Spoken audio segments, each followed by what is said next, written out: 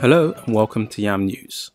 John Barnes does what many churches and pastors should do, and that is to speak openly about race, racism, bias, and unconscious bias. On Question Time yesterday, John Barnes answered a series of questions and has now been hailed as giving some of the best responses in Question Time history. On this particular question regarding Liam Neeson, John Barnes in 90 seconds explains the reality of racism, bias, unconscious bias, and the influence of media over society. As he's not a pastor, I wouldn't expect him to go as deep as I would have liked. But as Christians, we have an opportunity to show people who the real force behind these biases, racism, the media industry, and the programming that goes on, which we know to be Satan. However, if we as Christians do not discuss these things, if we do not talk about them, if we do not approach them with the people in our church, we will continue to lose our youth. Also, we will continue to have churches that only have one culture represented or a couple of cultures. If we want to have houses of prayer for all nations, we must deal with the issues that confront the people in our pews. Have a look at this video. Let's hear from the audience, the man in the blue jacket. John, with regard to racism, I recently heard you supporting comments made by Liam Neeson. I was just wondering whether you still stand by this. Absolutely. Absolutely. Because...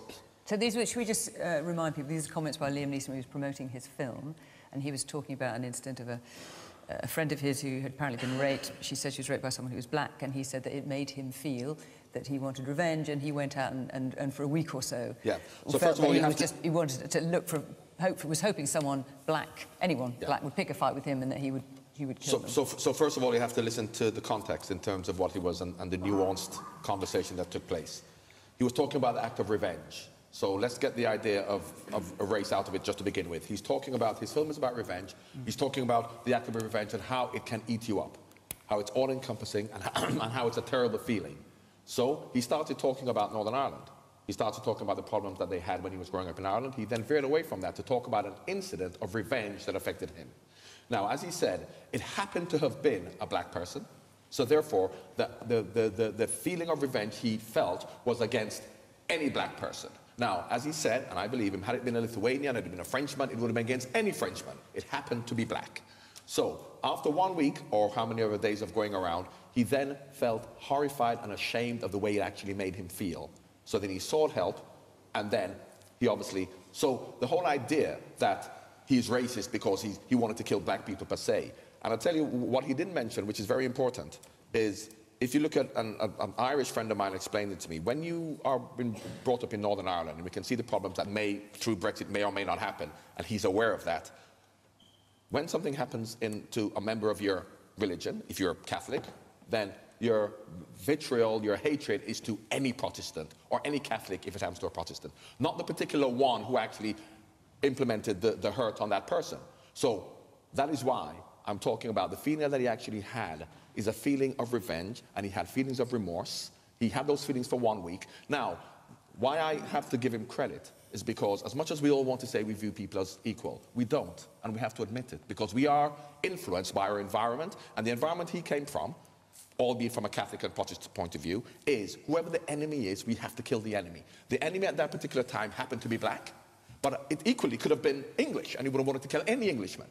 So, but those holier than thou who says how terrible it is, it's a disgrace. What is the truth about the way we all feel about people of different races, different religions? We all discriminate, and we have to admit it. And not only do we admit it, why I'm happy to say that I discriminate unconsciously is because the environment I've been brought up in that shows me that, and it continues to show me that. You read the newspapers every day and you hear about Muslim terrorists and Nigerian gangs, and that gives you a negative impression, not just of terrorists and of con men or gangs, but also Nigerians and Muslims. And this is the influence that society has on us. So we can't help the way we've been brought up, and unless we are going to be able to have the conversation, rather than as soon as we mention anything, say, you're racist, you discriminate, but we don't.